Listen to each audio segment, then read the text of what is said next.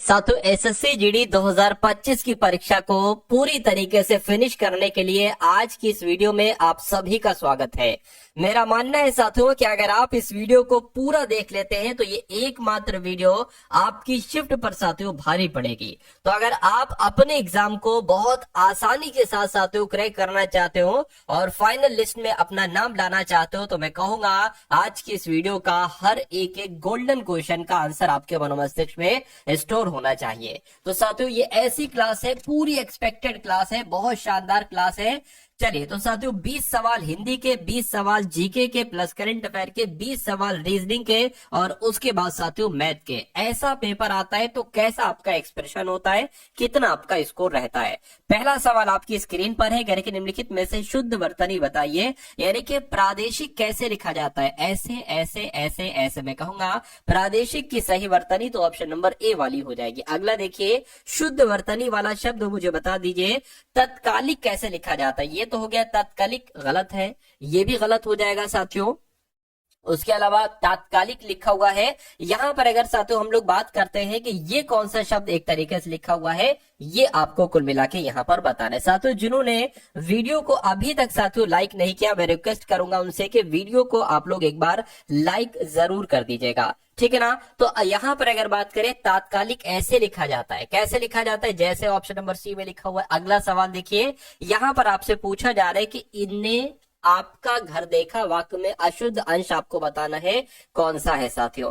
तो यहां पर अगर बात करें इनने नहीं आना चाहिए, इन्होंने आना चाहिए। इन्होंने आपका घर देखा है तो मैं कहूंगा अशुद्ध यहां पर है, यहां पर है, तो यही आपका राइट आंसर है। अगला देखिए निम्नलिखित में से शुद्ध वर्तनी वाला शब्द बता दीजिए, यानी कि राजनीतिक कैसे लिखा जाता है, ये आपको यहाँ पर साथियों बताना है। तो राजनीतिक ये तो गलत लिखा हुआ है, सही कैसे लिखा जाता है, जैसे ऑप्शन नंबर बी में लिखा हुआ है। साथियों आप मुझसे पहले आंसर देने की कोशिश किया कीजिए, नैनो सेकंड में आपका आंसर आ जाना चाहिए। नाक कट जाना, नाक कट जाने का मतलब क्या होता है भाई साहब, अधिक प्रिय होना तो नहीं, प्रतिष्ठा नष्ट हो जाना, यानी कि इज्जत में अगर कमी आ जाती है तो कहा जाता है भाई मेरी तो नाक कट गई, ठीक है। अगला देखिए कह रहे के दिए गए वाक्य में रेखांकित शब्द है, बिल्कुल है। इसको प्रतिस्थापित करने के लिए यानी कि इसकी जगह पर कौन सा शब्द आपका आ सकता है। हाथी दीर्घकाय पशु है, मतलब दीर्घकाय की जगह बड़ा आएगा कि हाथी बड़ा पशु है, या हाथी विशालकाय पशु है, या हाथी ताकतवर पशु है, या हाथी तेज पशु है। तो मैं कहूंगा यहाँ पर विशालकाय अगर शब्द आ जाता है तो वाक्य आपका पूरी तरीके से सही हो जाएगा। तो दीर्घकाय नहीं विशालकाय यहाँ पर आना चाहिए। अगला देखिए तहस नहस हो जाना, इसका मतलब क्या होता है बताइए। तो सब कुछ खत्म हो जाना, सब कुछ नष्ट हो जाना, इसको कहा जाता है कि सब तहस नहस हो गया। तो इस प्रकार जिनका आंसर ऑप्शन नंबर डी था बिल्कुल करेक्ट था। अगला देखिए यानी कि अब महंगाई भारी मात्रा में बढ़ रही है, तो ये भारी मात्रा में बढ़ रही है, इसकी जगह पर क्या आना चाहिए, अब महंगाई खूब बढ़ रही है, अब महंगाई तेजी से बढ़ गई है, ये नहीं होना चाहिए, ठीक है। और ठीक है तेजी से के साथ तेजी से बढ़ गई है नहीं सही लग रहा है, ठीक है। बहुत बढ़ गई, हाँ अक्सर हम लोग जब कहते हैं ना कि भाई महंगाई बहुत बढ़ गई है, ऐसे कहते हैं ना, ये थोड़ी ना कहते हैं महंगाई तेजी से बढ़ गई है, तेजी से बढ़ रही है, ये हो सकता था, ठीक है। तो कुल मिला के अगर बात करते हैं यहाँ पर आंसर अगर आपका है ऑप्शन नंबर सी तो बिल्कुल करेक्ट है। उसके बाद देखिए कि सच्चे शूरवीर देश की रक्षा में प्राणों की बाजी लगा देते हैं, ये आएगा, या साथियों बी वाला आएगा जान लगा देते हैं, ताकत लगा देते हैं, या आहुति लगा देते हैं। तो खाली जगह में कौन सा शब्द आएगा, देखिए बाजी लगा देते, कहते नहीं जान की बाजी लगाना, यानी कि प्राणों की बाजी लगाना। तो कुल मिला के राइट आंसर आपका ए हो जाएगा। अगला सभी भाई चाहते हैं कि भाई हमारा 2025 में एसएससी जेडी 2025 के अंदर सिलेक्शन हो जाए आप सभी दोस्तों का, तो मैं आपके लिए एक ऐसा प्रैक्टिस सेट लेके आ चुका हूँ, धुआंधार प्रैक्टिस सेट मेरे मित्र। अंतिम दिनों में या अंतिम बार आपको ये से रोजाना ये 2 प्रैक्टिस सेट लगा लीजिए, आपको 15 प्रैक्टिस सेट आपको यहाँ पर मिलने वाले हैं दोस्त। कैसे लेना है सारी डिटेल में यहाँ पर आपको देने वाला हूँ। तो डिस्कस करेंगे एसएससी जेडी 2025 के लिए मेरे दोस्त आपके सामने एक व्हाट्सअप नंबर दिया हुआ है, इस व्हाट्सअप नंबर पर जाइए आप, और करना क्या क्या है मेरे दोस्त देखिए। पहले आपको मिलने वाला क्या है, तो यहाँ पर हम देखेंगे मेरे दोस्त एसएससी जीडी का जो प्रैक्टिस सेट है मेरे दोस्त, मात्र 49 रुपए में आपको कितने 15 प्रैक्टिस सेट मिलने वाले हैं दोस्त, मात्र 49 रुपए के अंदर। आपके सामने एक मोबाइल नंबर दिया है, इस पे व्हाट्सअप कीजिए, तुरंत मैसेज कीजिए और तुरंत इन 15 प्रैक्टिस सेट की पीडीएफ प्राप्त कीजिए मेरे दोस्त। जो प्रैक्टिस सेट आपको 300 रुपए में मिलता है वो यहाँ पर मात्र आपको मैं गुण 50 रुपए में दे रहा हूँ। क्यों? क्योंकि मेरे दोस्त सभी बच्चों का सिलेक्शन हो जाए और सभी एसएससी जीडी में बहुत सारे बच्चे ऐसे हैं जो इन प्रैक्टिस सेट लगाकर खुश हुए हैं। तो मैं चाहूंगा कि आप भी ये प्रैक्टिस सेट जरूर लगाएं। चलो आगे बढ़ते हैं अगले क्वेश्चन की ओर।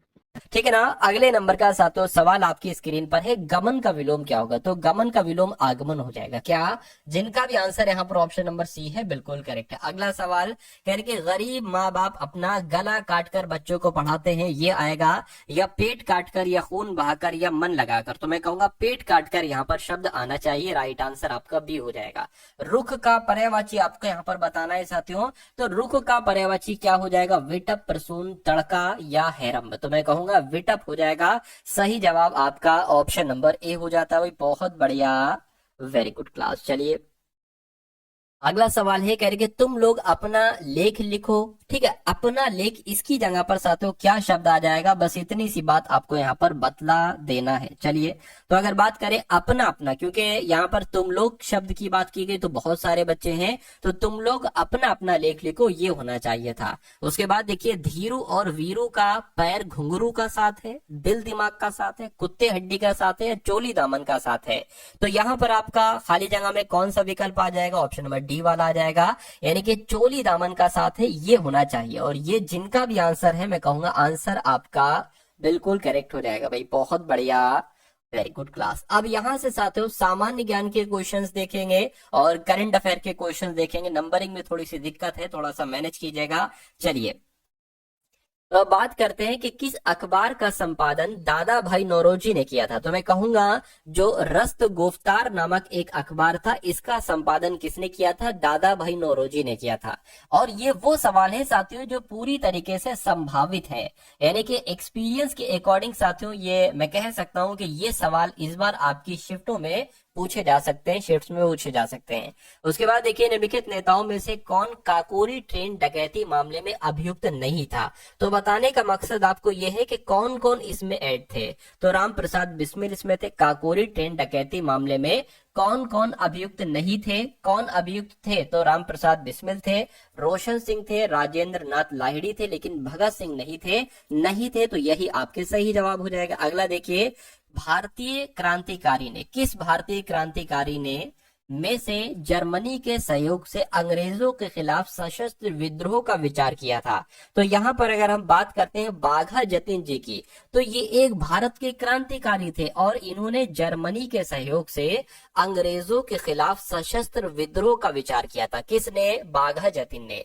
अगले नंबर का सवाल है साथियों, ये सभी के सभी सवाल मैं आपको यही तैयार करवा दूंगा, अपने मनोमस्तिष्क में आपके फीड कर दूंगा। देखिएगा आप लोग, यानी कि किसने लंदन में सर विलियम हटकर्जन वायरली की हत्या कर दी थी? तो यहाँ पर अगर बात करते हैं साथियों, मदन लाल ढींगरा का नाम आप लोग ध्यान रखेंगे, क्योंकि मदन लाल ढींगरा ने विलियम हटकर्जन वायरली की हत्या की थी। कहां पर की थी? तो लंदन में की थी, ये आपको मालूम होना चाहिए। उसके बाद देखिए अगला सवाल देखिए, कह रहे कि 1832 में दामिन एकोह के रूप में सीमांकित भूमि का एक बड़ा क्षेत्र वालाओं की भूमि के रूप में घोषित किया गया। नहीं, पहाड़ियों की, मूरियाओं की या संथालों की? तो मैं कहूंगा यहाँ पर आप लोगों को मालूम होना चाहिए कि 1832 की बात है कि दामिन एकोह के रूप में जो सीमांकित भूमि थी, इसका एक बड़ा क्षेत्र संथालों की भूमि के रूप में साथियों घोषित किया गया, यानी कि कहा गया कि ये तो संथालों की भूमि है। अगला सवाल देखिए, कह रहे कि पाथरू घाट विद्रोह किससे संबंधित? ये सवाल बहुत पूछा जाता है,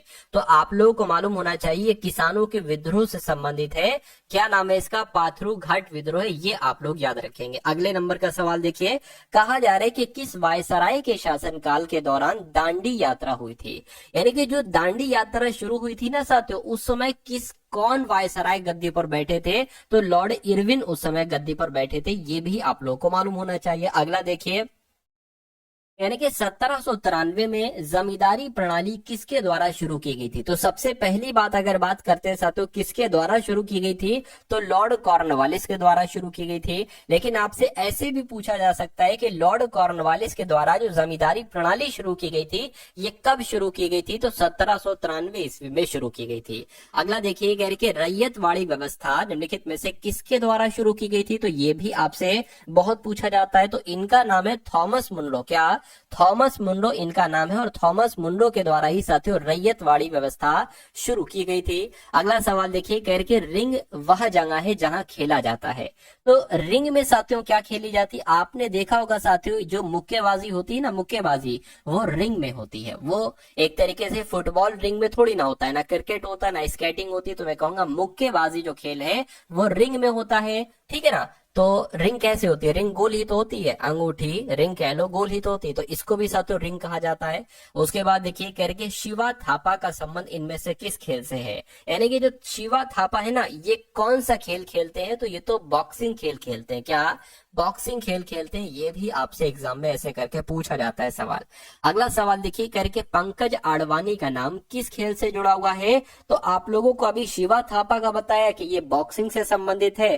पंकज आडवाणी की अगर बात करें तो ये बिलियर्ड्स से संबंधित है। किस खेल से? बिलियर्ड्स खेल से संबंधित है। अगला देखिए करके किस खेल से वजीर, घोड़ा, राजा और रानी शब्द संबंधित है? यानी कि आपके एग्जाम में ये पूछा जाएगा कि भाई कौन सा ऐसा खेल है जहां पर इन शब्दों का इस्तेमाल किया जाता है, वजीर, घोड़ा, राजा, रानी। तो मैं कहूंगा शतरंज एक ऐसा खेल है जिसमें वजीर, घोड़ा, राजा, रानी शब्दों का इस्तेमाल किया जाता है। राइट आंसर आपका ऑप्शन नंबर सी हो जाएगा भाई, बहुत बढ़िया, वेरी गुड क्लास। अगला सवाल देखिए कह रहे कि आर प्रज्ञानानंद किस खेल से संबंधित है? तो ये कौन सा खेल खेलते हैं? ये शतरंज खेलते हैं। क्या?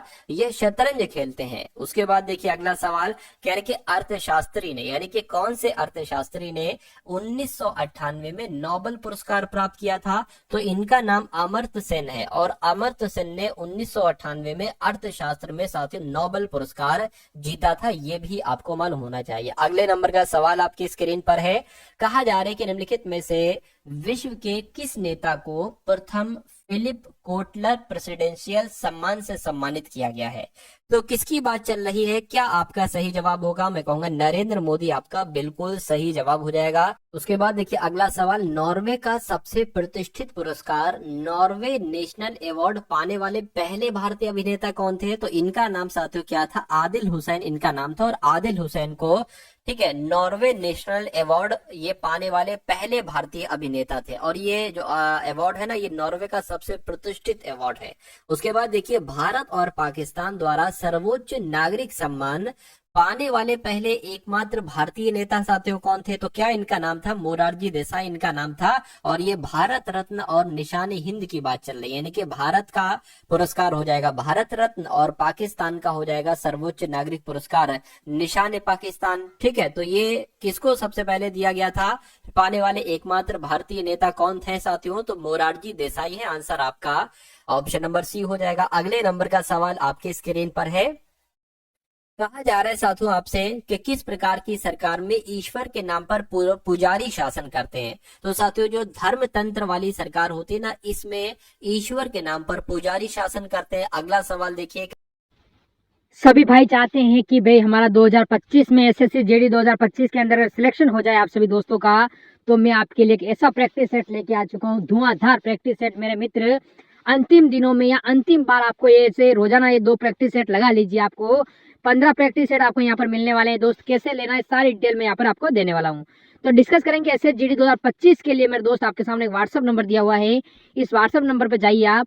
और करना क्या क्या है मेरे दोस्त, देखिए पहले आपको मिलने वाला क्या है। तो यहाँ पर हम देखेंगे मेरे दोस्त एसएससी जीडी का जो प्रैक्टिस सेट है मेरे दोस्त, मात्र 49 रुपए में आपको कितने 15 प्रैक्टिस सेट मिलने वाले हैं दोस्त, मात्र 49 रुपए के अंदर। आपके सामने एक मोबाइल नंबर दिया है, इस पे व्हाट्सअप कीजिए, तुरंत मैसेज कीजिए और तुरंत इन 15 प्रैक्टिस सेट की पीडीएफ प्राप्त कीजिए मेरे दोस्त। जो प्रैक्टिस सेट आपको 300 रुपए में मिलता है, वो यहाँ पर मात्र आपको मैं 49 रुपए में दे रहा हूँ। क्यों? क्योंकि मेरे दोस्त सभी बच्चों का सिलेक्शन हो जाए और सभी एसएससी जीडी में बहुत सारे बच्चे ऐसे हैं जो इन प्रैक्टिस सेट लगाकर खुश हुए हैं। तो मैं चाहूंगा कि आप भी ये प्रैक्टिस सेट जरूर लगाएं। चलो आगे बढ़ते हैं अगले क्वेश्चन की ओर। के 14वें दलाई लामा रहते थे, धर्मशाला में रहते थे या कलिम्पोंग में या शिलोंग में या गंगटोक में? तो ये धर्मशाला में रहते थे। राइट आंसर आपका ऑप्शन नंबर ए हो जाएगा। अब उसके बाद देखिए, अब यहाँ पर साथियों आपके सामने रीजनिंग के क्वेश्चन शुरू हो चुके हैं। कौन से क्वेश्चन साथियों? रीजनिंग के क्वेश्चन। तो रीजनिंग का पहला सवाल है, कह रहे कि पुरुष, पिता, और डॉक्टर का जो आरेख बनेगा वो कैसा बनेगा ये बताइए। देखिए जो पिता होते हैं ना वो पुरुष होते हैं, यानी कि मान लीजिए ये हमने बना लिए पुरुष, और पुरुष के अंदर ही आ जाएंगे साथियों पिता। और डॉक्टर की अगर बात करें तो कुछ पिता क्या होंगे, डॉक्टर, मान लीजिए इतने पिता डॉक्टर हो गए और इतने पुरुष एक तरीके से क्या हो गए, इतने पुरुष एक तरीके से डॉक्टर हो गए, और कुछ डॉक्टर हो सकता हूँ लेडीज हो, तो कुल मिला के कुछ ऐसा वेन आरेख बनेगा। ऐसा कहां पर बना है, यहाँ पर नहीं, यहाँ पर नहीं, यहाँ पर भी नहीं, ऐसा ऑप्शन नंबर सी में बना हुआ है। तो ऑप्शन नंबर सी आपका बिल्कुल करेक्ट आंसर हो जाएगा भाई। बहुत बढ़िया, वेरी गुड क्लास। चलिए साथियों अब उसके बाद देखिए नेक्स्ट नंबर का सवाल बहुत शानदार है, और मैं कहूंगा यहां से आपके 2 नंबर पक्के हैं साथियों। ये सवाल जरूर आता है और इसी कॉन्सेप्ट पर आता है। अगर ये कॉन्सेप्ट आपने देख लिया तो 2 नंबर आप पक्के समझिए एसएससी जीडी में इस क्वेश्चन से सिर्फ। चलिए यानी कि पेपर इज वाइट को JHNXTRO लिखा जाता है, ठीक है। बॉटल्स आर वाइट को HNNXTP लिखा जाता है, ठीक है। बॉटल्स इज ब्रोकन को HNTROSNG लिखा जाता है, ठीक है। तो कहने के पेपर के लिए क्या कोड होगा, पेपर का आपको कोड बताने कि इसका पेपर, अब पेपर का कोड ये है, यानी कि पेपर का कोड हो सकता हो JH हो या NX हो या TRO हो। लेकिन इससे निकालने से पहले साथियों हम इज का कोड हमें निकालना होगा और वाइस का कोड निकालना होगा। इज का कोड और साथियों वाइट का कोड हमें निकालना होगा, ठीक है ना। तो इज और वाइट देखिए कहां पर है, इज और देखिए एक तो वाइट यहां पर है, यानी कि इसमें से कुछ सेम होगा, वो व्हाइट का कोड होगा। क्या सेम है देखिए जरा, NX और HNTP नहीं साथियों, NX यहाँ पर भी है, NX यहाँ पर भी है, यानी कि ये NX जो होगा वो साथियों व्हाइट का कोड हो जाएगा। तो अब हमारा आंसर NX नहीं हो सकता क्योंकि NX व्हाइट का कोड है। अब इज का कोड देख लीजिए, एक तो इज ये साथियों यहाँ पर है और एक इज यहाँ पर है, यानी कि इसमें से और इसमें से कुछ सेम हो रहा होगा। देखिए TRO यहाँ पर भी, TRO यहाँ पर भी है, यानी कि TRO ये इज का कोड हो गया। अब देखिए यहां पर अगर बात करें इज का कोड है TRO तो आंसर नहीं होगा, व्हाइट का कोड है NX ये आंसर नहीं होगा, बचा पेपर। पेपर का कोड क्या हो जाएगा, JH हो जाएगा। और यही आपसे पूछा गया था कि पेपर का कोड क्या होगा, तो साथियों JH हो जाएगा। JH कौन से ऑप्शन में है, तो ऑप्शन नंबर बी वाले में है, बी वाले में है। तो यही आपका बिल्कुल करेक्ट आंसर है भाई, बहुत बढ़िया, वेरी गुड क्लास। अगला सवाल एक नंबर सीरीज वाला ऐसा सवाल भी साथियों आपसे पूछा जाता है कि 10 है, 11 है, 19 है, 46 है और 110 है, तो आपको बताने कि अगला नंबर यहाँ पर साथियों क्या हो सकता है, फटाफट बताइए। देखिए सिंपल सा, यहाँ पर तो मैंने 1 बढ़ा दिया, 11 से 19 हुआ है तो मैं कहूंगा यहाँ पर 8 बड़ा है। अच्छा यहाँ पर कितना बड़ा है साथियों, मान लीजिए 16 हो गया, 16 में से 9 जाएगा तो कितना बचेगा, 7 बचेगा, ये 3 हो जाएगा तो यहाँ पर 2 आ जाएगा, 27 बड़ा है। इसकी अगर बात करें ये कितना बड़ा है साथियों, यहाँ पर 4 आ जाएगा और ये आपका 6 यानी कि 64 बड़ा है। तो यहाँ पर कितना बढ़ना चाहिए। अब आप यहाँ पर एक चीज देख रहे होंगे साथियों, ये 8 जो है ना ये 2 का क्यूब है, 27 3 का क्यूब है, 64 4 का क्यूब है, और मान लेते एक का क्यूब ए है, 1 हो जाएगा। तो यहाँ पर 5 का यहाँ पर क्यूब आएगा, ठीक है। तो 5 का क्यूब यहाँ पर आएगा, यानी कि यहाँ पर 125 आएगा। तो जैसे आपने 10 में 1 जोड़ा 11 हो गया, 11 में 8 जोड़ा 19 हो गया, 19 में 27 जोड़ा 46 हो गया, 46 में 64 जोड़ा 110 हो गया, 110 में 125 जोड़ेंगे तो यहाँ पर वाला हमें नंबर प्राप्त हो जाएगा। तो 110 और 125 कितना होता है साथियों, 235 होता है। अब देखिए क्या 235 ऑप्शन में कहीं पर है, तो बिल्कुल मुझे दिख रहा है ऑप्शन नंबर ए वाले में है, तो यही तो आपका बिल्कुल करेक्ट आंसर हो जाएगा। अब उसके बाद देखिए अगला सवाल, आखिर इसमें क्या है, देखिए कहने कि AD है, EH है, तो यहाँ पर कौन से 2 लेटर आएंगे, उसके बाद MP ही आना चाहिए। अब देखिए A से D हुआ है, मैं कहूंगा 4 बड़ा है, ठीक है। तो यहाँ पर मैं कहूंगा 4 बड़ा है या 5। अगर मान लीजिए यहाँ पर भी अगर हम 4 बढ़ा लेते हैं तो ई में अगर 4 बढ़ाएंगे तो आई आ जाना चाहिए। अच्छा आई एक यहाँ पर है, एक यहाँ पर है, तो अगर हम आई में 4 बढ़ाएंगे क्या एम आता है, बिल्कुल साथियों आई 9 पर होता है, एम 13 पर होता है, 4 बढ़े यानी कि यहाँ पर आई आ जाएगा, ठीक है। डी 4 पर होता है, एच 8 पर होता है, यहाँ पर भी 4 बढ़ा है। अगर यहाँ पर हम साथियों 4 बढ़ाएंगे तो एक तरीके से कितना आ जाएगा, एल आ जाना चाहिए। एल कहाँ पर है, अच्छा एल में अगर 4 बढ़ाएंगे तो पी आता है बिल्कुल, तो मैं कहूंगा आई एल हो जाएगा। और आई एल कहाँ पर है, I L option number C वाले में है।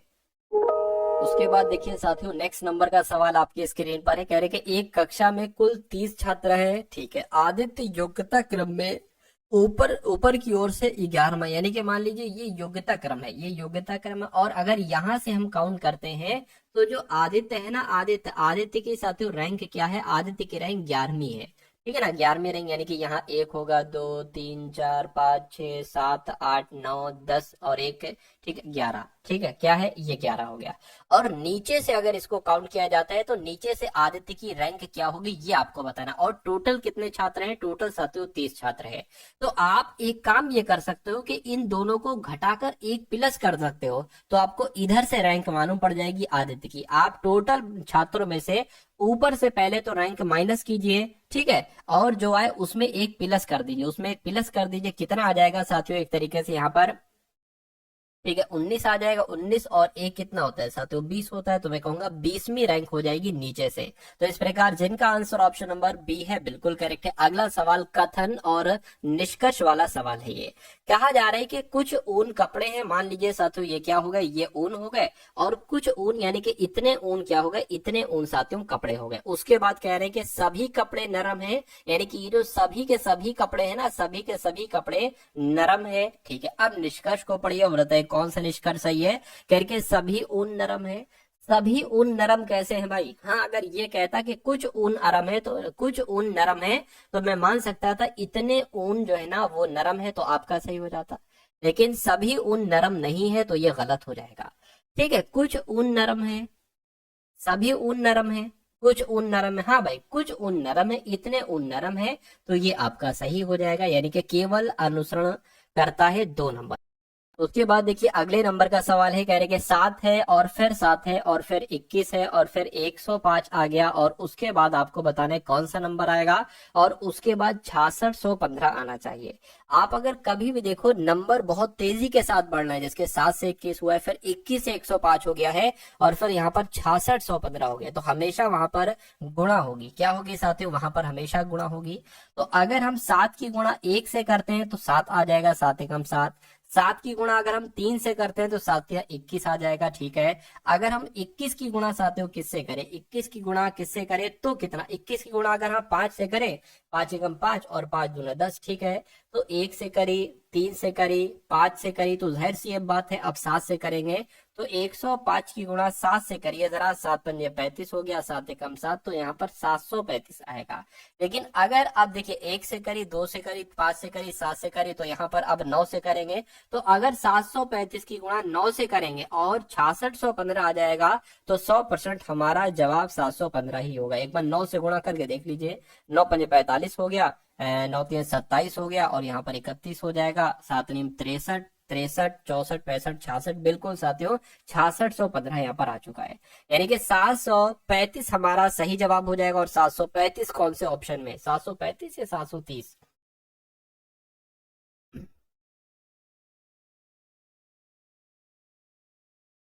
तो 735 ही आना चाहिए। इसको साथियों 5 आप लोग कर लेंगे। तो इस प्रकार आंसर जिनका भी ऑप्शन नंबर बी के साथ है बिल्कुल करेक्ट। अगला सवाल आपके स्क्रीन पर है साथियों, देखिए सवाल को और बताइए सही जवाब आपका क्या होगा। ये क्वेश्चन भी बहुत अच्छा है, ठीक है। और एक देखेंगे इस सवाल को, कह रहे कि 8 मित्र है, कितने लोग हैं साथियों, 8 मित्र हैं, A B C D E F G H, एक वृत्ताकार मेज के परितः केंद्र की ओर मुख करके बैठे हैं।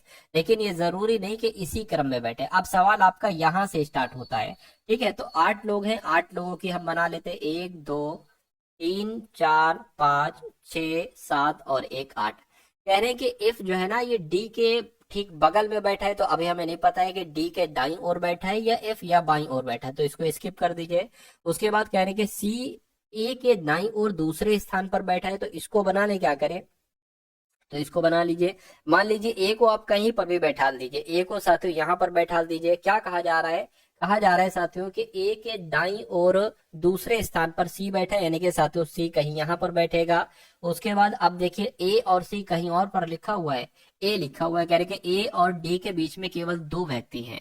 तो ए और डी के केवल बीच में 2 व्यक्ति हैं, तो एक तो हम साथियों डी यहाँ पर बना सकते हैं और एक डी हम यहाँ पर बना सकते हैं, ठीक है ना। एक डी यहाँ पर, एक डी यहाँ पर, तो हम दोनों ही जगह बना ली। उसके बाद कहा जा रहा है कि ई और जी अगल बगल बैठे, ई और जी अगल बगल बैठे, ठीक है। यानी कि तथा एच और एफ भी अगल बगल बैठे, ठीक है। करके बी एफ के बाईं ओर तीसरे स्थान पर है। बी एफ के बाईं ओर तीसरे स्थान पर है, और डी जो है ना, ये डी जो है ना, जी के बाईं ओर तीसरे स्थान पर है। तो यहाँ पर अब आप देख लीजिए, जी के बाईं ओर तीसरे स्थान पर डी है। तो मान लीजिए अगर हम सबसे पहले डी अगर यहाँ पर मान ले, इसको हटा दीजिए, अगर काम हो गया नहीं, वरना फिर हम डी यहाँ पर मान लेंगे। तो जी को हम कहाँ पर बैठा ले, जी के बाईं ओर तीसरे स्थान पर। जी अगर हम यहाँ पर बैठाते हैं तभी डी यहाँ पर आएगा। जी के बाएं तीसरा, 1 2 3 तीसरे स्थान पर डी बैठा है, ठीक है। तो बी से दक्षिणावर्त दिशा में देखा जाए तो बी और जी के बीच में कितने व्यक्ति हैं, बी और जी। देखिए जी हो गया, अब डी कहाँ पर बैठाला जाएगा, एक बार और पढ़िए सवाल को। यानी कि डी के ठीक बगल में एफ बैठा है, तो डी जब यहाँ पर बैठा है तो एफ यहाँ पर तो बैठेगा नहीं, एफ यहाँ पर बैठेगा। यानी कि ए के दाईं ओर दूसरे स्थान पर सी है, ए के दाईं ओर दूसरे स्थान पर सी है, और ए और डी के बीच में दो व्यक्ति हैं, ए और डी के बीच में दो व्यक्ति हैं, ठीक है, दो व्यक्ति हैं। ई और जी अगल बगल बैठे हैं, ई और जी। अब देखिए जी यहाँ पर बैठे हैं तो ई या तो यहाँ पर बैठेगा या तो यहाँ पर बैठेगा, कोई नहीं, स्किप करो। तथा एच और एफ भी अगल बगल बैठे हैं, ठीक है, एच और एफ, एफ यहाँ पर है तो एच यहाँ पर बैठेगा। तो अब जी के बगल में कौन बैठ रहा था, कहाँ पर लिखा है, हाँ, ई और जी अगल बगल बैठे हैं तो ई साथियों यहाँ पर बैठेगा, तो ए बना लिया। अब बचा कौन साथियों, देखिए 8 में से 7 लोग आपने बैठा दिए, बचा बी है तो बी यहाँ पर आएगा।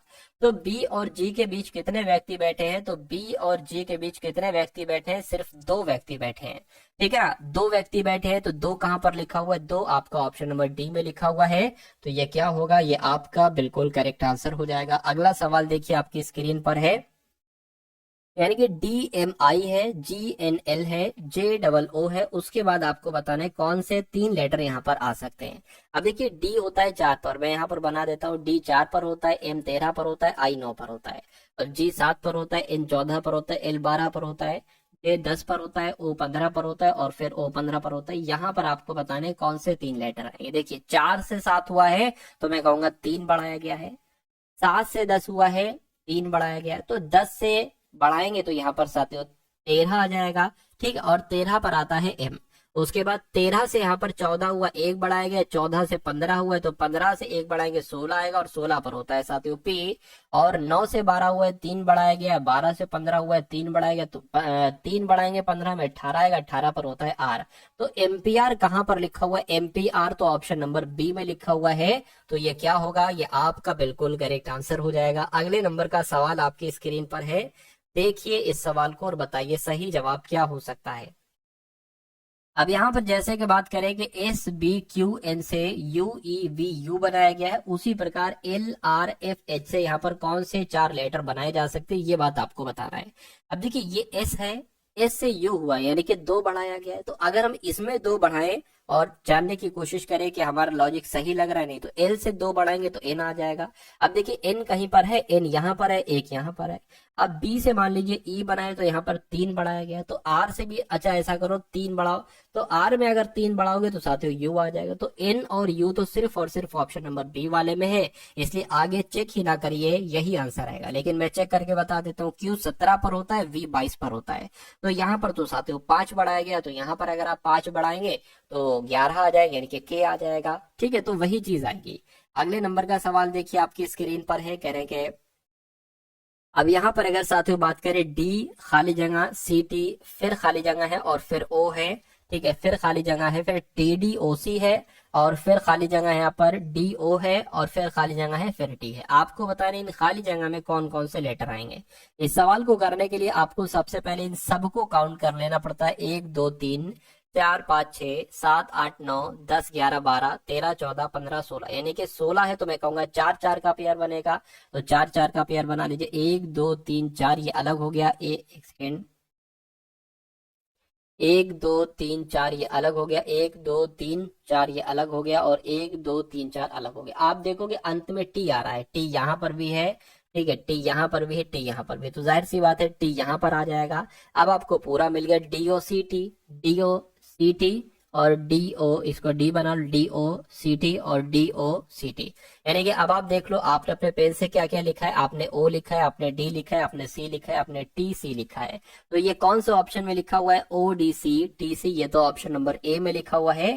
तो इसलिए आपका राइट आंसर यही हो जाएगा, ऑप्शन नंबर ए वाला। अब उसके बाद देखिए अगले नंबर का साथियों सवाल है आपकी स्क्रीन पर, इस क्वेश्चन को देखिए और बता डालिए राइट आंसर आपका क्या होगा करके। निश्चित कूट भाषा में TURTLE को RWPVJG लिखा जाता है, तो OCTOPUS को क्या लिखा जा सकता है, ये चीज आपको यहाँ पर बताना है। चलिए, तो अगर हम साथियों वही चीज करें, जैसे कि टी से यहाँ पर आर मान लेते हैं, टी से आर हुआ है, तो टी होता है 20 पर और आर होता है 18 पर, यानी कि 2 घटाया गया। तो इसमें भी अगर हम 2 घटाएं तो एम आ जाना चाहिए। एम यहाँ पर है, यहाँ पर है, यहाँ पर है। उसी प्रकार यू 21 पर होता है, डब्ल्यू 23 पर होता है, यानी कि अब 2 बढ़ाया गया है। तो अगर हम इसमें 2 बढ़ाएं तो ई आ जाएगा। ई एक तो साथियों यहाँ पर है और एक यहाँ पर है, यहाँ पर भी है, ठीक है। अब अगर बात करते हैं साथियों, यहाँ पर आर 18 पर होता है, पी 16 पर होता है, यानी कि फिर 2 घटा दिया गया, तो इसमें से 2 घटाएंगे तो आर आएगा। तो ये नहीं हो सकता, आर नहीं है यहाँ पर, एक तो आर यहाँ पर है, एक यहाँ पर है। उसी प्रकार अब टी की अगर बात करें, एक काम करिए, क्यू यहाँ पर भी सेम है, इस वाले को आप कर लीजिए। यानी कि अगर हम इसका करें, किसका करें, 1 2 3 4 5 6 और 1 2 3 4 5 6, ठीक है। तो अगर हम मान लीजिए, काम ये करिए, देखिए ये अंत वाला आप देख लीजिए क्या है, ये ई 5 पर है और ये यानी कि 2 बढ़ाया गया है। तो यहाँ पर साथियों अगर आप 2 बढ़ाते हैं तो कितना आ जाएगा, यू आ जाएगा। कितना आ जाएगा साथियों, ठीक है, यू आ जाएगा यहाँ पर 1 2 3 4 5 6, अच्छा ये 7 है, ठीक है। तो इसमें फिर होगा, मतलब वही फंक्शन चल रहा है, 2 बढ़ने वाला 2 घटने वाला, 2 बढ़ने वाला 2 घटने वाला फंक्शन चल रहा है। तो इसमें हम क्या कर देते हैं, अगर मान लीजिए 2 घटा देते हैं इसमें, तो क्यू आ जाएगा। तो क्यू आपका यहाँ पर है, तो इसमें बढ़ेगा नहीं साथियों, घटेगा। इसलिए आंसर आपका, आप शुरू से चेक करोगे ना, मैंने तो बीच में स्किप कर दिया था, आप शुरू से चेक करोगे तो यही आपका आंसर हो जाएगा। उसके बाद देखिए अगला सवाल एक नंबर सीरीज वाला सवाल है, कह रहे कि 25 है, उसके बाद 150 है और फिर 145 है और उसके बाद साथियों 580 है और उसके बाद 577 है। आपसे पूछा जा रहा है कि अगला नंबर यहाँ पर क्या हो सकता है, बताइए। तो यहाँ पर अगर बात करें साथियों, थोड़ा सा अगर आप लॉजिक के ढूंढने की कोशिश करेंगे कि भाई 25 से ये 150 कैसे हुआ, यहाँ पर अगर 6 की गुणा की जाए 25 में तो 150 हो जाएगा। अब 150 से 145 कैसे हुआ भाई, माइनस का 5 करना पड़ेगा आपको।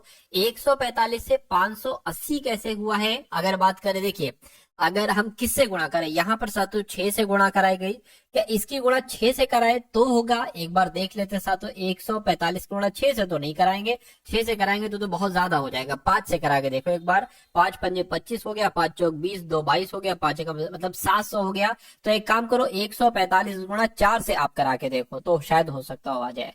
4 पंजे 20 हो गया, ठीक है, 4 चौक 16, 17 18 हो गया और 4 एकम 4 और 1 5 हो गया। बिल्कुल साथियों इसकी गुणा यानी कि 145 की गुणा 4 से होगी तो 580 आ जाएगा। अब 580 से साथियों 577 हो गया, तो मैं कहूंगा यहाँ पर तो 3 घटाया गया है। अब यहाँ पर किससे हमें गुणा करना चाहिए, देखिए पहले 6 से गुणा किया और 5 घटाया, फिर 4 से गुणा किया 3 घटाया, ठीक है। मतलब पहले 6 से गुणा किया, 4 से गुणा किया, तो जाहिर सी बात है साथियों अब 2 से ही तो करेंगे गुणा, ठीक है ना। तो 577 की गुणा 2 से करते हैं तो कितना आ जाता है, 577 की गुणा 2 से करिए, 7 सत्ते 2 से, अच्छा 7 दूना 14 हो गया, 7 दूना 14 हो गया और 1 15 हो गया, 5 दूना 10 हो गया और 11, यानी कि 1154 क्या कहीं ऑप्शन में देखकर जरा बताइए। मैं कहूंगा बिल्कुल साथियों ऑप्शन में है, ऑप्शन नंबर डी वाले में। तो इस प्रकार जिनका भी आंसर ऑप्शन नंबर डी के साथ था तो उन सभी का आंसर बिल्कुल करेक्ट है। अगले नंबर का सवाल है, कहा जा रहा है कि एक निश्चित कोड भाषा में PLACARD को 29-3-23 लिखा जाता है, DORMATS को 37-13-40 लिखा जाता है, तो SOCONFUSE को क्या लिखा जाएगा, ये आपसे पूछा जा रहा है। चलिए देखिए, नंबर की अगर बात करें तो P आपका 16 पर होता है, L आपका 12 पर होता है, A 1 पर होता है, C 3 पर होता है, A 1 पर होता है, R 18 पर होता है, D 4 पर होता है। ये 23 कैसे हुआ है, देखिए यहाँ पर 1 2 3 4 5 6 7, 1 2 3 4 5 6 7, 7 लेटर है यहाँ पर,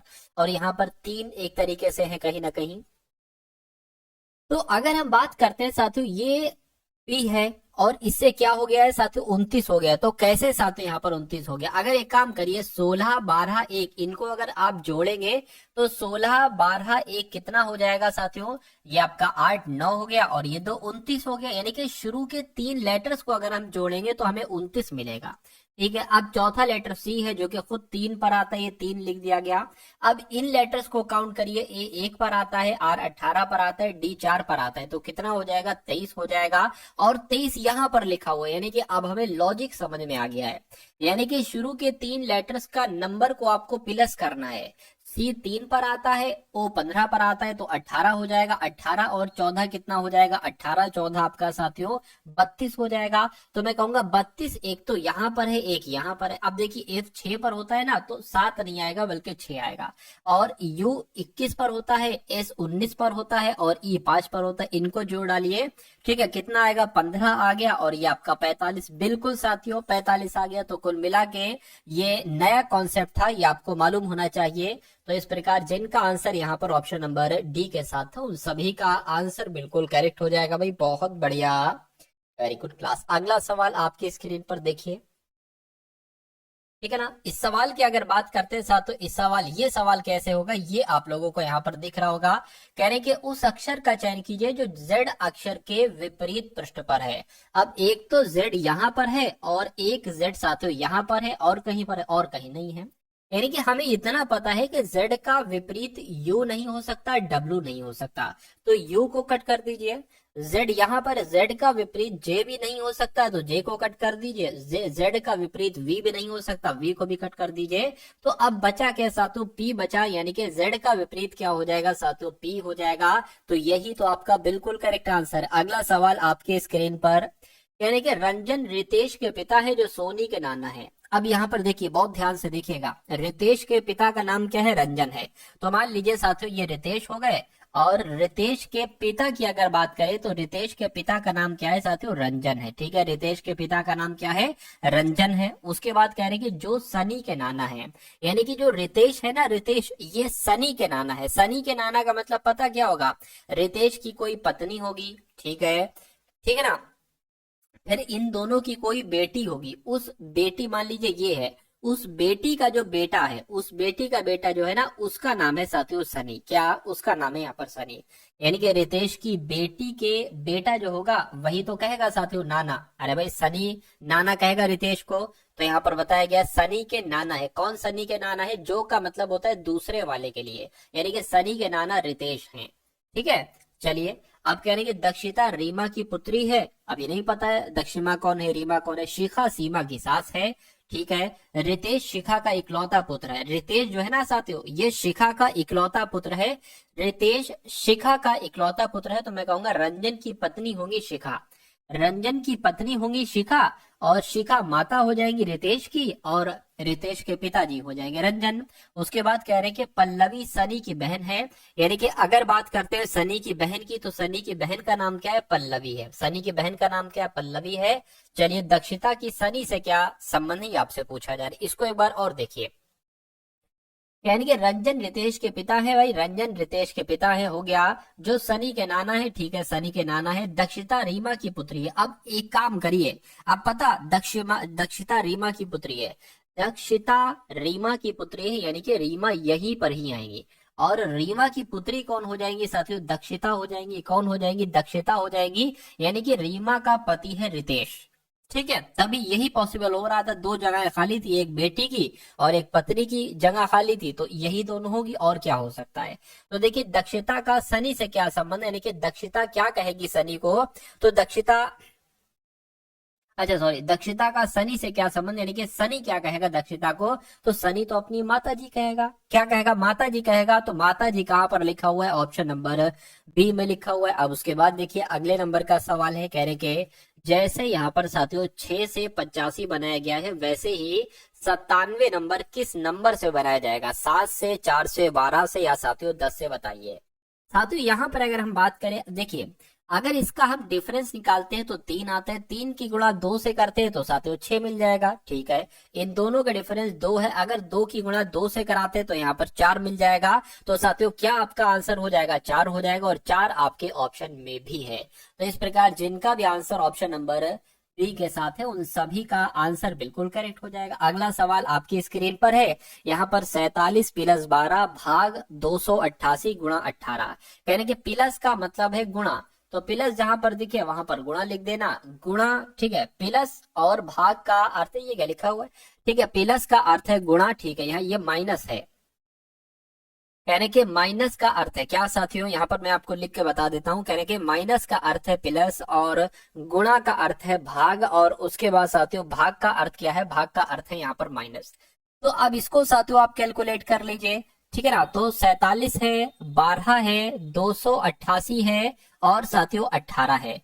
यहाँ पर अगर बात करते हैं साथियों हम लोग के प्लस आया है, प्लस का मतलब गुणा है तो गुणा आ जाएगा, भाग की बात करें भाग का मतलब माइनस है तो माइनस आ जाएगा, गुणा की बात करें गुणा का मतलब भाग है तो भाग आ जाएगा। इसको कैलकुलेट करा लीजिए, 288 से जब हम भाग करते हैं साथियों 18 की तो कितना आता है, 9 दूना 18 और 9 तिया आपका 27 हो जाएगा, एक जाएगा, 9 दूना 18, 2 से कट करेंगे 16, यानी कि इस पूरे की जगह पर 16 आ जाएगा। और 47 और 12 की गुणा कर लो, 47 और 12 की गुणा कर लो तो 7 दूना 14, 4 दूना 8, 1 9 हो जाएगा और 47 का 47 आ जाएगा, 4 आ गया और यहाँ पर साथियों 5, यानी कि 564 आ जाएगा। तो इसकी जगह पर क्या आ गया साथियों, 564 आ गया। अब 564 में से 16 आपको घटाना और आंसर आपका आपके सामने आ जाएगा।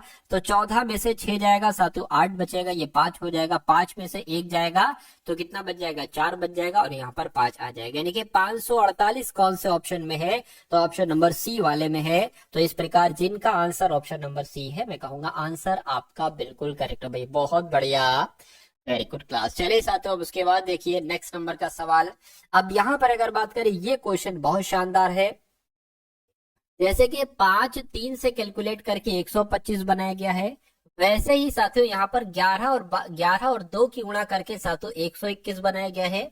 तो आपको बताने किसकी गुणा 7 से करते हैं, मतलब किसका संबंध करके, ठीक है, इस नंबर का और 7 का संबंध बना के 128 बनाया जा सकता है। अगर देखिए हम इसको क्यूब मान ले, जैसे कि 5 की घात अगर हम क्या कर दे, 3 कर दे, तो हमें क्या नंबर मिल जाएगा, 125 जो कि ये लिखा हुआ है। अगर हम 11 यहाँ पर लिखे और ये इसको स्क्वायर मान ले तो कितना निकल आएगा साथियों, 121 निकल आएगा।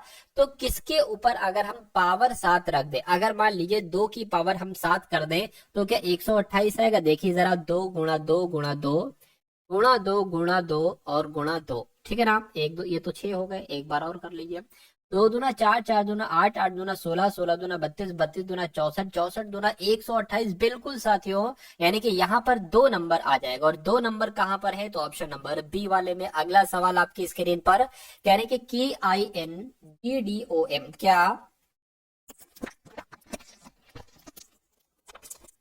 KINGDOM को क्या लिखा जाता है साथियों, LKPHFQN लिखा जाता है, ठीक है। उसके बाद साथियों यहाँ पर आपसे क्या पूछा जा रहा है, आपसे पूछा जा रहा है TRIVIAL को क्या लिखा जा सकता है, बताइए।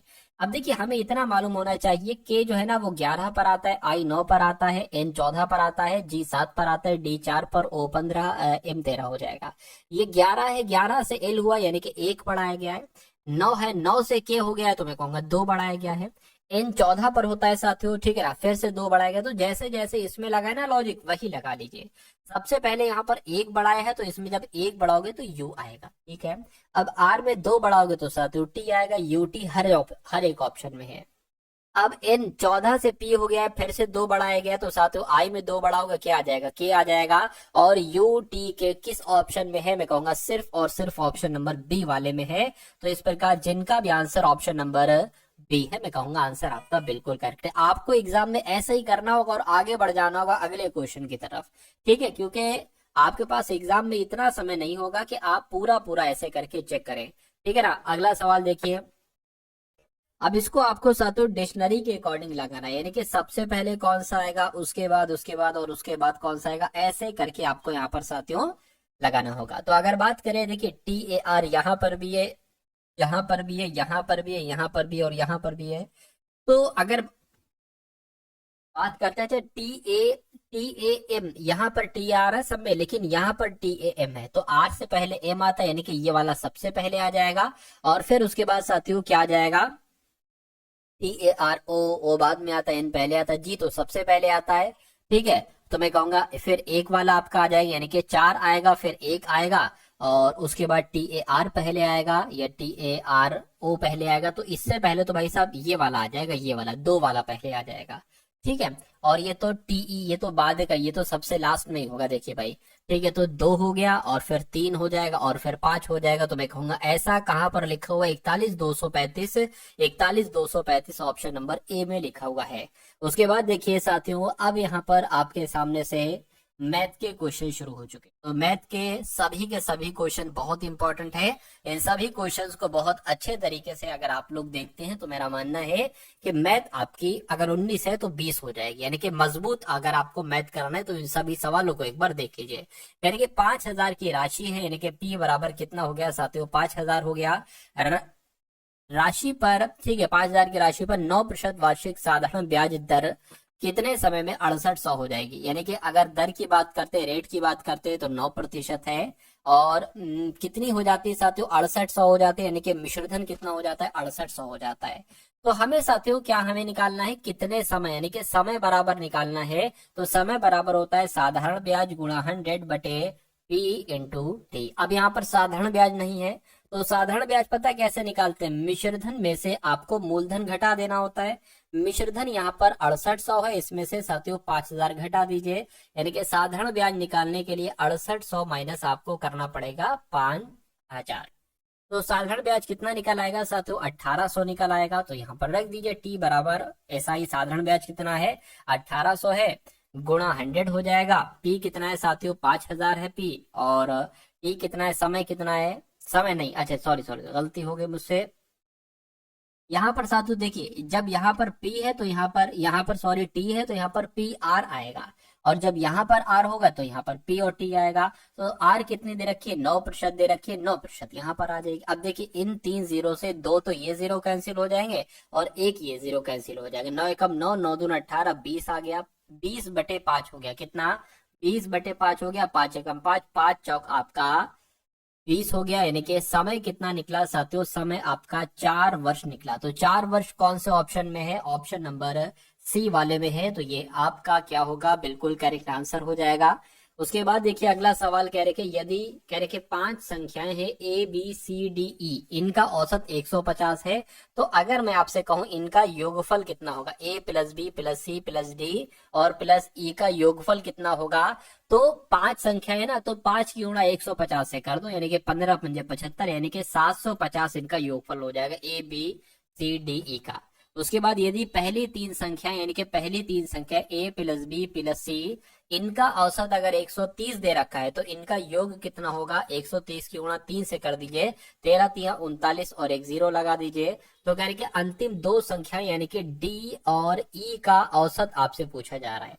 तो अगर हम देखिए, अगर हम इन सब में से यानी कि 750 में से 390 घटाते हैं तो हमें D और E का योगफल मालूम पड़ जाएगा। अगर 750 में से 390 अगर हम घटा दें, ठीक है ना, तो हमें कितना मिल जाएगा साथियों, हमें यहाँ पर मिल गया D और E का योगफल। ठीक है, अगर इनका औसत निकालना है तो 2 नंबर है ना, 2 से भाग कर दीजिए, औसत निकल आएगा तो 180 आपका क्या हो जाएगा, D और E का साथियों यहाँ पर औसत हो जाएगा, और यही आपका बिल्कुल सही जवाब हो जाएगा।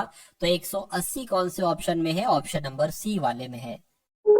उसके बाद देखिए अगला सवाल कह रहे कि एक बेलनाकार स्तंभ का व्यास कितना है, 85 सेंटीमीटर, और ऊंचाई कितनी है साथियों, ऊंचाई यहाँ पर 7, ठीक है, ऊंचाई यहाँ पर 7 मीटर है। कितने मीटर है साथियों, ऊंचाई यहाँ पर अगर बात करें तो 7 मीटर हो गई, ठीक है।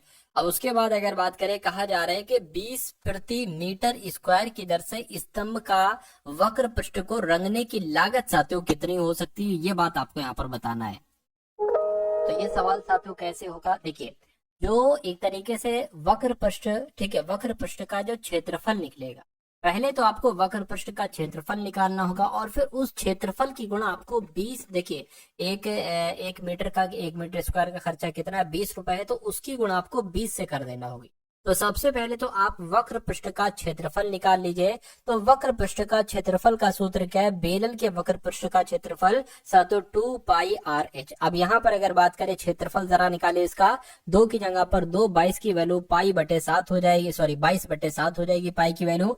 R यहाँ पर अगर बात करें आर यहाँ पर अगर बात करें, देखिए व्यास यहाँ पर है 85 सेंटीमीटर, और आर जो होता है ना साथियों, आर यानी कि त्रिज्या जो होती है व्यास की आधी होती है, व्यास की आधी होती है, तो 85 का आधा कह लो या साथियों 85/2 कह लो। उसके बाद एच यानी कि ऊंचाई कितनी है, ऊंचाई यहाँ पर साथियों 7 मीटर दे रखी है। तो यहाँ से आपको क्या मिल जाएगा साथियों, यहाँ से आपको क्षेत्रफल मिल जाएगा, ठीक है ना। चलिए अब यहाँ पर अगर बात करें साथियों, ये चीजें सारी कुछ हो गई हैं। अब यहाँ पर एक दिक्कत है साथियों, देखिए अब यहाँ पर अगर बात करें साथियों, ये आपको सेंटीमीटर में क्या है साथियों, ये सेंटीमीटर ना, इसको आपको मीटर में कन्वर्ट करना होगा, मीटर में आपको यहाँ पर कन्वर्ट करना होगा, क्योंकि ये 20 रुपए मीटर प्रति स्क्वायर है, तो इसको भी मीटर में कन्वर्ट करेंगे 85 को, तो मैं कहूंगा 100 से भाग कर दीजिए, ये आ जाएगा। तो अब आपको इसको कैलकुलेट करना है। देखिए इस 7 से ये 7 कैंसिल, इस 2 से ये 2 आपका कैंसिल हो जाएगा। अगर इसको हम साथियों कट करें तो ये 2 एकम 2, 2 एकम 2, इसको अगर कट करें तो ये 50 आ जाएगा। अब आपके पास आ गया है 11 गुणा 85, 11 गुणा 85 बटे 50 आ गया है। तो इसको अगर 5 से कट करें, 5 एकम 5 आ जाएगा, ऊपर साथियों 17 आ जाएगा, यानी कि 17 गुणा 11 बटे यहाँ पर कितना आ गया है, 10 आ गया है। तो यहाँ तक साथियों आ गया। अब एक काम करिए, मैंने आपको कहा था कि जो क्षेत्रफल है उसकी गुणा 20 से कर लेना, आपको वक्र पृष्ठ को रंगने की लागत मालूम पड़ जाएगी। तो इसकी गुणा आप साथियों 20 से कर दीजिए, इस 0 से ये 2 0 कैंसिल हो जाएगा, 11 दूना 22 हो जाएगी, यानी कि 22 की गुणा आपको 17 से कर देना है, आपका आंसर आ जाएगा। तो 7 दूना आपका कितना हो जाएगा, 14 हो गया, 7 दूना 14 और एक 15 हो जाएगा, ये आपका 22 आ जाएगा, 4 आ गया, 7 आ गया, 3 आ गया, यानी कि 374 आपका आंसर आ जाएगा, जो कहां पर लिखा हुआ है, जो ऑप्शन नंबर बी में लिखा हुआ है। अब उसके बाद देखिए अगले नंबर का सवाल साथियों आपकी स्क्रीन पर है। क्या कहा जा रहा है, बहुत ध्यान से देखिए क्योंकि बहुत इंपॉर्टेंट क्वेश्चन है ये। किसी बॉक्स में 25p का मतलब 25 पैसे, 10 पैसे और 25 पैसे के सिक्कों का अनुपात 6:5 है, यानी कि अगर किसी बॉक्स में 25 पैसे के सिक्के 6 हैं तो 10 पैसे के सिक्के 5 होंगे, ये इस अनुपात में रखेंगे, जिनकी धनराशि कुल मिला के 226 रुपए है। तो कहेंगे 10 पैसे के सिक्कों की संख्या कितनी है।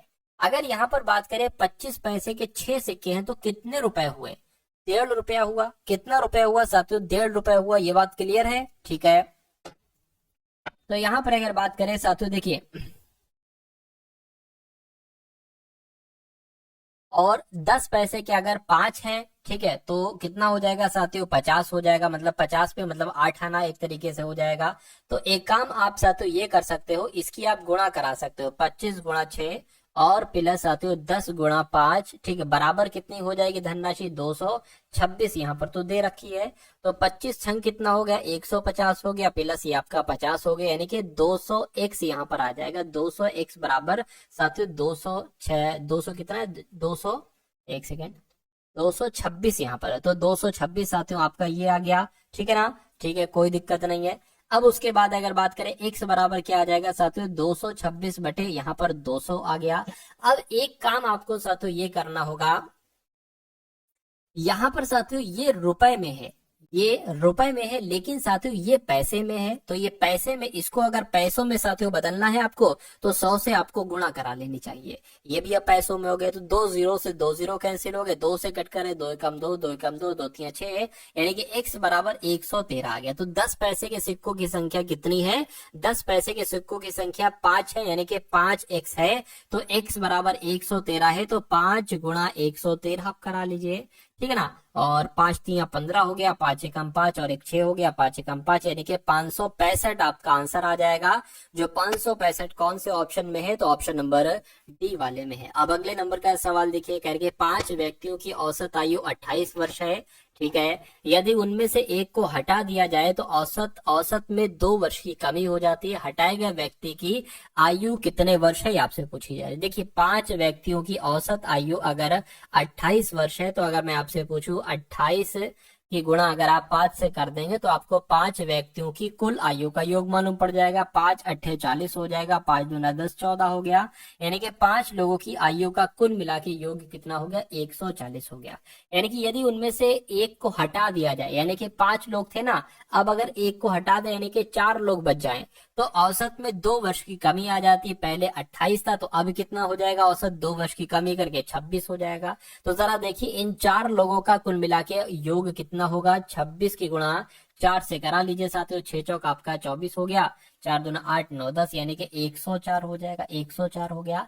तो हटाए गए व्यक्ति की आयु कितने वर्ष है, देखिए 5 लोगों का कुल मिला के वजन 140 है और 4 लोगों का कुल मिला के वजन 104 है। तो 140 में से 104 जब आप घटाओगे तो कितना आपके सामने आ जाएगा, आपके सामने साथियों 36 आ जाएगा। तो मैं कहूंगा हटाए गए व्यक्ति की आयु कितनी होगी साथियों, 36 होगी। अच्छा यहाँ पर वर्ष है, ठीक है, मुझे लगा वजन के बारे में बात चली, कोई दिक्कत नहीं, वजन आए चाहे उसकी आयु आए, कोई भी चीज आए, कोई दिक्कत नहीं साथियों। कॉन्सेप्ट जब आपको मालूम है तो कुछ भी आ जाए, एग्जामिनर कुछ भी दे दे, आप सवाल बहुत आराम से कर ले जाओगे। अब उसके बाद देखिए आज की इस वीडियो का अंतिम सवाल आपके स्क्रीन पर है, कह रहे कि किसी टीवी का सूची मूल्य 15,000 है और उसके सूची मूल्य पर 18% की छूट दी जाती है, कितनी और छूट दी जाए, अतिरिक्त छूट दी जाए, जिससे ग्राहक को 10,947 रुपए में शुद्ध मूल्य में टीवी मिल जाए। अब देखिए 15,000 किसी वस्तु पर लिखे हुए हैं, टीवी पर 18% की छूट दी जाती है, यानी कि उसको साथियों 82% में बेचा जाता है। तो देखो जब 18% की छूट देगी तो वो कितने रुपए में बिकी जाकर, इस 2 जीरो से ये 2 जीरो कैंसिल हो जाएंगे, 82 की गुणा साथियों 15 से कर लीजिए, 5 दूना 10 हो गया, 8 पंजे 40 हो गया और एक आपके 41 हो गए, ये आपका 82 आ गया, 0 आ गया, 3 आ गया, 12 आ गया। यानी कि अगर बात करते हैं साथियों यहाँ पर अगर बात करें 15,000 रुपए की कोई चीज है, 82% में उसको बेचा जा रहा है, जो कि 18% की छूट से है, तो वो 12,300 रुपए की बिकेगी। तो 12,300 रुपए की बिकी। अब कहने के और कितनी अगर छूट दी जाए जो कि वो 10,947 रुपए की हो जाए, तो अब देखो जरा कितने रुपए, देखिए इतने रुपए की तो वो चीज हो चुकी है, हमें बेचना है 10,947, देखिए कितनी की छूट दी जाए। तो हमें साथियों यहाँ पर 12,300 में से 10,947 घटाएंगे तो 3 आ गया, 5 आ गया, 3 आ गया, 1 आ गया, यानी कि इतने रुपए की छूट दी गई है। बस इसको आपको प्रतिशत में बदल लेना है, 1353 को तो प्रतिशत में इसको बदलेंगे क्योंकि इतने की छूट दी गई है। नीचे क्या आ जाएगा, नीचे क्रय मूल्य आ जाएगा एक तरीके से, ठीक है ना, मतलब 12,300 आ जाएगा, 12,300 आ गया। तो इसको आप कैलकुलेट कर लीजिए, ये हो गया, 3 से कट करेंगे, 3 चौक 12, 3 एकम 3, 3 चौक 12, 3 पंजे 15, 3 एकम 3, और अगर इसको सातों कट करेंगे ये कितनी बार में जाएगा, देखिए 41 एकम 41, ठीक है, और ये 4 जाएगा फिर 41 हो जाएगा, तो 41 एकम 41, यानी कि 11% आपका यहाँ पर बिल्कुल करेक्ट आंसर हो जाता है। भाई बहुत बढ़िया, वेरी गुड क्लास। तो कैसी लगी साथियों आपको ये क्लास, एक बार कमेंट सेक्शन में आप लोग जरूर बताइएगा।